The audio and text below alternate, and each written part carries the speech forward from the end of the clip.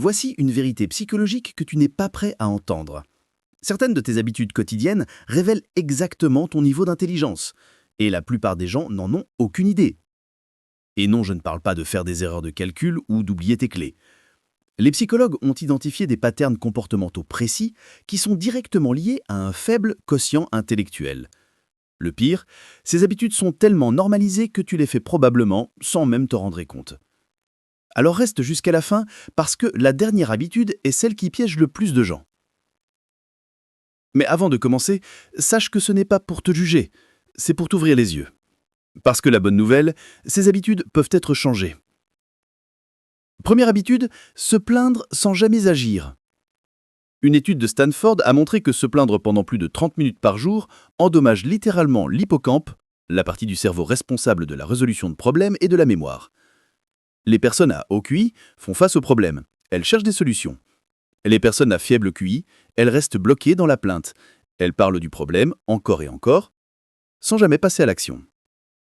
Ton cerveau pense que se plaindre te soulage, mais la réalité, ça te rend plus stupide, littéralement. Mais attends, la prochaine habitude est encore plus répandue et elle explique pourquoi beaucoup de gens ne progressent jamais. Deuxième habitude, fuir l'inconfort mental. Les psychologues appellent ça le need for cognitive closure. C'est cette tendance à vouloir des réponses simples et rapides, à éviter tout ce qui demande de réfléchir. Les personnes à faible QI abandonnent dès que quelque chose devient difficile. Elles cherchent le raccourci. Elles veulent la solution sans l'effort. Ton cerveau fait ça pour te protéger de l'échec, mais en réalité, il te maintient dans la médiocrité. L'intelligence ne se développe que face à la difficulté. Point final. Troisième habitude, le refus de changer d'avis. Une étude publiée dans le Journal of Experimental Psychology a prouvé que les personnes à haut QI changent d'opinion beaucoup plus souvent que les autres. Pourquoi ? Parce qu'elles sont capables de traiter de nouvelles informations et d'ajuster leurs pensées. Les personnes à faible QI, elles s'accrochent à leurs croyances comme si leur identité en dépendait, même face à des preuves évidentes.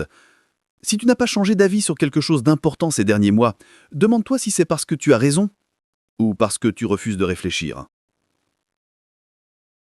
Si ça commence à faire mal, bien, ça veut dire que tu en avais besoin, mais on n'a pas fini. Quatrième habitude, l'incapacité à se concentrer. Le multitasking n'est pas un signe d'intelligence, c'est le contraire. Des chercheurs de l'Université de Londres ont découvert que le multitasking constant peut réduire ton QI de 15 points, l'équivalent d'une nuit blanche. Les personnes à faible QI sautent d'une tâche à l'autre. Elles vérifient leur téléphone toutes les 2 minutes. Elles ne finissent jamais rien. Ton cerveau pense qu'il est productif, mais il est juste en mode survie, incapable de traiter l'information en profondeur. Cinquième et dernière habitude, l'arrêt total de l'apprentissage. Les personnes à haut QI lisent en moyenne 4 à 5 livres par mois. Elles sont curieuses, elles posent des questions. Les personnes à faible QI, elles pensent qu'elles savent déjà tout. Elles n'ouvrent jamais un livre après l'école. Elles consomment du contenu passif sans jamais rien apprendre de nouveau. L'intelligence n'est pas fixe. Elle se développe ou elle régresse. Et si tu ne nourris pas ton cerveau, il s'atrophie. Mais voici la partie que personne ne veut admettre. Sixième et dernière habitude, le réflexe de blâmer les autres. Les psychologues appellent ça le locus of control externe. C'est quand tu crois que ta vie est contrôlée par des forces extérieures, la malchance, les autres, le système. Les personnes à UQI ont un locus of control interne. Elles prennent la responsabilité de leur résultat, même quand c'est dur, même quand ce n'est pas leur faute. Voici la dure réalité. Si tu blâmes constamment les autres pour tes échecs, tu donnes ton pouvoir.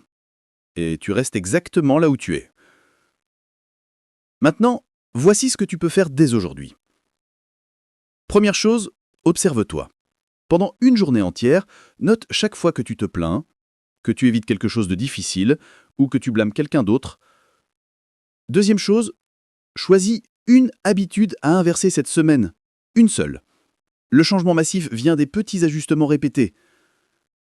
Troisième chose, lis 10 pages par jour, n'importe quoi, mais stimule ton cerveau. L'intelligence est un muscle et tu peux le renforcer. La plupart des gens vont regarder cette vidéo, hocher la tête et retourner exactement à leurs vieilles habitudes. Ils vont se plaindre, éviter l'effort, blâmer les autres. Et dans un an, ils seront exactement au même endroit. Ne sois pas la plupart des gens.